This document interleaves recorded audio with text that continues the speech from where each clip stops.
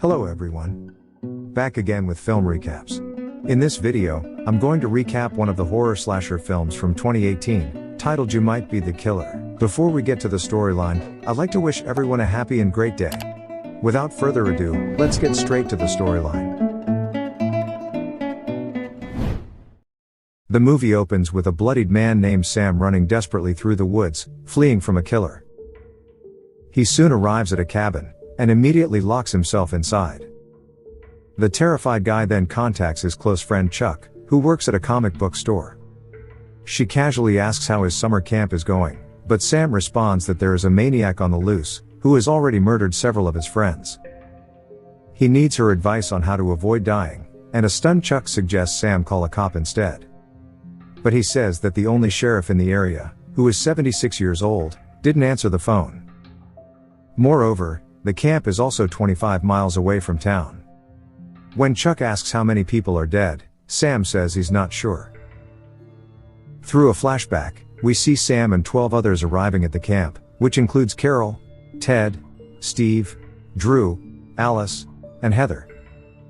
Then there's Sam's ex-girlfriend, Imani, and other members, such as Freddie, Nancy, Brad, and a nice Jamie. They are all camp counselors for children, but Sam is in charge of everyone on this trip, and takes everyone's phones away to prevent distractions during the camp. In the present, Sam tells Chuck that most of the group died in horrific ways, ripped apart, stabbed, or mutilated. Just then, he feels dizzy and hears strange voices in his head. Even worse, he smells gasoline and realizes that the killer is trying to burn down the cabin. The fire soon erupts and starts engulfing the place, so a desperate Sam hangs up and smashes through the wooden wall to escape. But unfortunately, the killer, who's wearing a hideous mask, approaches him. Terrified, Sam bolts, and manages to reach another cabin, where he locks himself inside. He then receives a phone call from Chuck, and they begin discussing who might be the killer, and Chuck remembers Sam mentioning someone named Steve. But Sam insists it's not possible, and in a flashback, we see the counselors stumble upon Steve, who has been brutally mutilated and hung from the tree. This horrifying sight turns their stomachs, and Imani exclaims that she discovered Bob and Carol's bodies in the kitchen. Furthermore, Ted, Alice, and Drew are all missing. Fearing for their lives, the group decides to grab their phones and call the cops. They head to the locker where Sam had kept their phones earlier, but the killer is one step ahead and has already stolen them. Freaked out, the counselors decide to leave immediately, but it turns out the killer has also sabotaged their car engine, leaving them stuck. After a tense debate on what to do, they finally decide to fight back against the sadistic monster. They split into two teams, the defense team, charged with securing the area, and the offense team, which will set deadly traps to take down the killer. While everyone is busy, Sam goes to patrol the jungle alone. He soon stumbles upon Freddie and Nancy, arguing over whether they should stay or run. Sam tries to calm them down, but a sudden wave of dizziness hits him, and voices begin to echo in his head. And then, when Freddie turns to leave,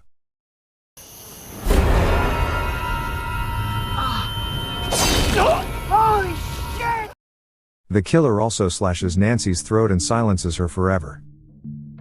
Up next, the killer approaches Sam, yet we still see Sam alive in the present. Chuck is stunned to hear his story, and wonders why the killer didn't kill Sam. She asks if he is covered in blood, which he is. Chuck also questions why would Sam be covered in blood if he was only a witness to these murders. When she asks if he has any weapons, Sam reveals that he has a baseball bat, but when he checks it, his eyes widen with horror as he realizes he's holding a killing-like machete. Startled, Chuck asks if Sam is sure he himself isn't the killer, so a freaked-out Sam denies it, and checks his bag. But to his horror, he discovers the same mask the killer had been wearing. When he touches the mask, he hears evil voices in his head, ordering him to kill, and we see a memory crash into his mind. He recalls chasing Steve, murdering him, and then hanging his lifeless body from the tree. Moments later, the mask falls off, and Sam calmly stuffs it into his backpack, and he suddenly snaps back to reality. Sam doesn't remember what happened, and panics when he sees Steve's lifeless body.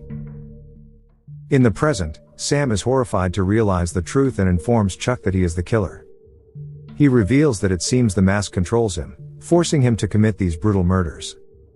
This shocks Chuck, so she goes to the storeroom and pulls out an ancient book, promising they'll figure out a way to stop this together. Chuck then advises Sam to consult his ex-girlfriend, Imani, believing she can help him. But Sam suddenly has a flashback to her lifeless body and realizes she is also dead. Overcome with guilt, he recalls their time together last summer, and cries since she was special to him. Sam is horrified by his actions, and decides to destroy the mask so he doesn't kill anyone else. He starts to burn it, but then his face begins to burn as well, causing him excruciating pain.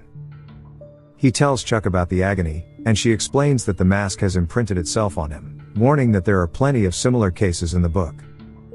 Just then, Sam hears noises outside, and realizes it's Heather and Brad, looking for him.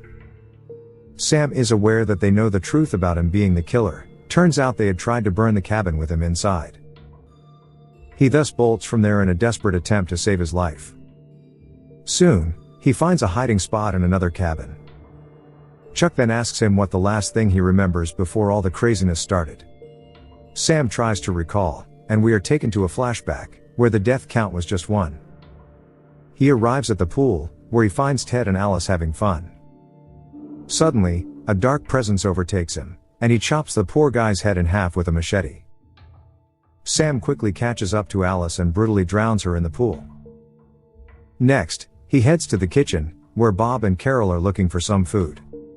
And then this happens. All we need is chocolate.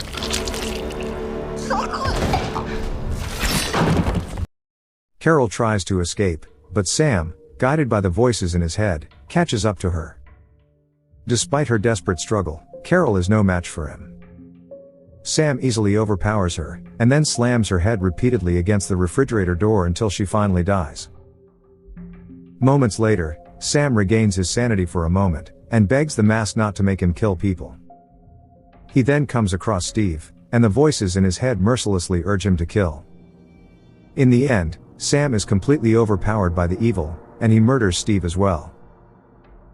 In the present, a guilty Sam recounts all this to Chuck, and mutters that he should just end his own life.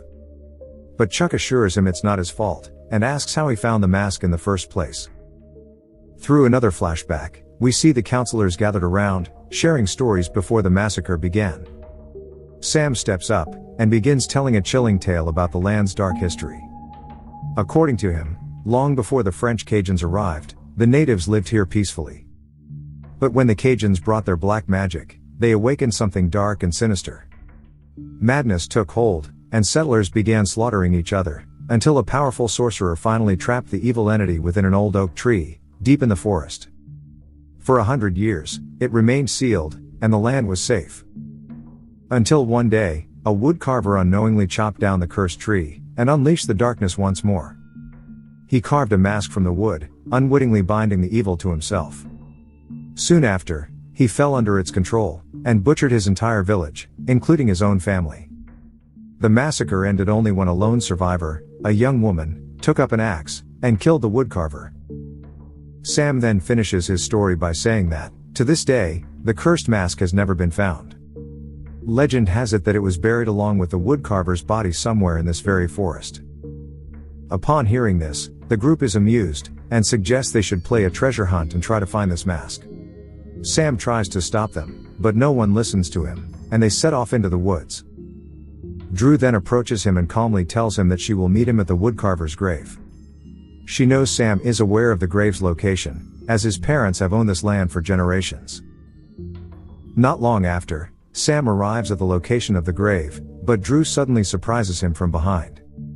It turns out she also knew about the location, as she has been coming here for years. Here Drew begins digging around, and eventually manages to find the evil mask, sending a chill down Sam. She then attempts to put it on her face while a terrified Sam warns her not to do so. Even worse, she abruptly forces the mask onto Sam's face instead. Sam begins to hear the voices in his head, urging him to kill. As a result, he grabs a machete lying near the grave, and approaches Drew, and that's how she becomes his first victim. In the present, Sam and Chuck figure out that with Drew, Ted, Alice, Carol, Bob, Steve, Freddie, Nancy, and Imani, he has killed 9 people so far. Chuck then reveals that this will only end with Sam's death, as that's how things always go. But on the bright side, the killer might come back from the dead in a couple of years after lightning strikes their grave. Chuck then asks how Imani died, and Sam begins to recall that after they found Steve, they started digging holes to trap the killer. Through another flashback, we see the remaining survivors working on creating a spike pit. Finally, they all decide to split up to patrol, and lure the killer out. The group then separates to cover more ground, during which Sam hears voices in his head, forcing him to put on the mask and become consumed by its evil. He soon notices Nancy and Freddy arguing with each other, and brutally murders them, as we've already seen before. Not long after, Imani notices him, and defiantly challenges him to get closer. She plans to lure him toward the spike pit. Imani then runs off, and Sam immediately begins chasing her. He soon catches up to her and proceeds to finish her off as well. For a fleeting moment, Sam hesitates, as they were once a couple and in love. But the darkness within him takes control, and he throws Imani into the pit of stakes, where she tragically meets her end. Upon witnessing this, Heather charges at Sam with a weapon, but he easily decapitates her, and the rest of the group runs away in fear. Sometime later, Sam, who had lost consciousness, wakes up and is horrified to see Imani's lifeless body. He can't recall what happened, and believes a maniac is murdering his friends one by one. Terrified, he heads to the cabin and calls Chuck for help, as we saw at the beginning of the movie. In the present, Chuck asks about Jamie, so Sam explains that she's the purest, the most innocent soul in the group. Hearing this, Chuck theorizes that Jamie is likely the one who will be the one to end it all, because according to the twisted rules of horror stories, it's always those girls who survive and eventually take down the killer. However, Chuck thinks it will probably be the muscle man, Brad, who is also still alive, based on his memory. Scared, Sam takes out the evil mask, and desperately tries to destroy it. He puts it on the ground, and jumps on it, but it's useless. He begins to scream in frustration, which catches Brad's attention from a distance. Unfortunately, Sam hears the voices again, and despite his best efforts to fight them off, he's compelled to put on the mask. Just then, Brad approaches with a bat to launch an attack. But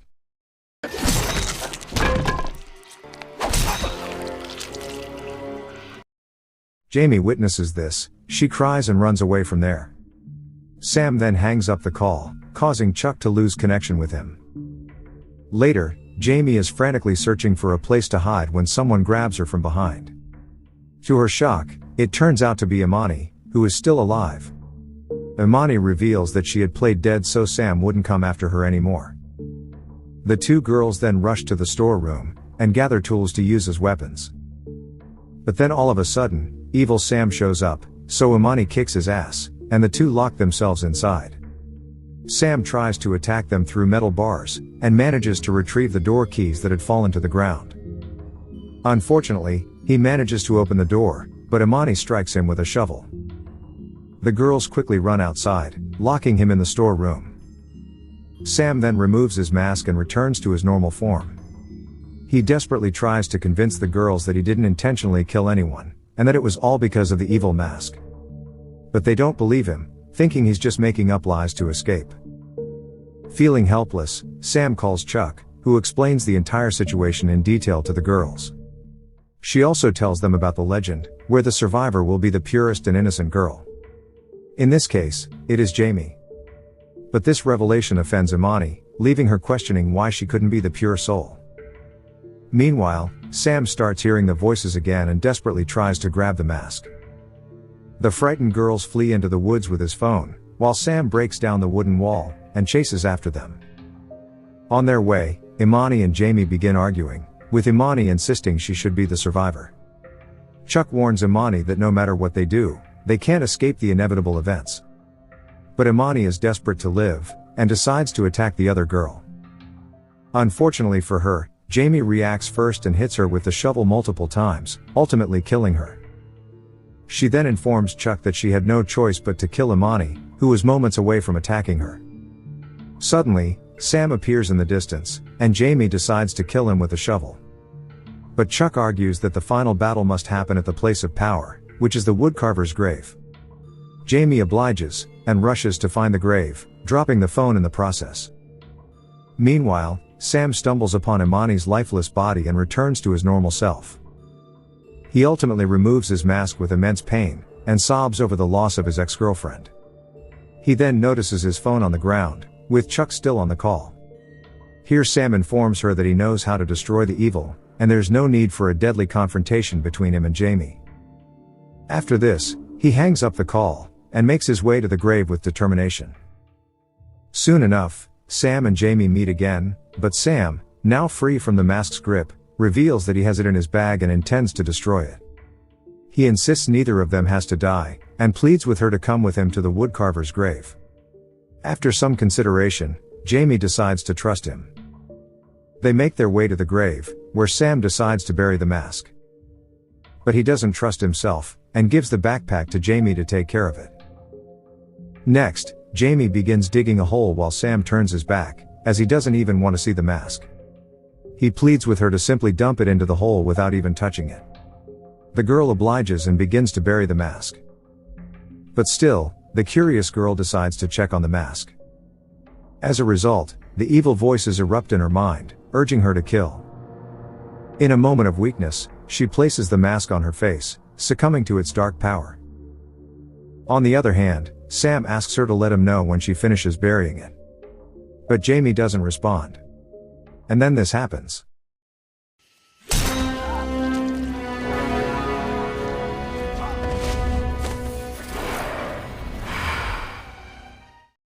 In the aftermath, Jamie removes the mask. She then receives a phone call from Chuck on Sam's phone, and Jamie reveals that Sam is dead. She did what she needed to do. The news strikes Chuck hard, but deep down, she knew this was inevitable. In the end, Jamie walks away from there with the mask. The scene then cuts to 2 years later, where Chuck receives a call, and to her shock, it's Sam in a panicked voice. Turns out Sam has risen now from the dead, just as Chuck had once theorized. Okay guys, thanks for watching. See you again in the next video.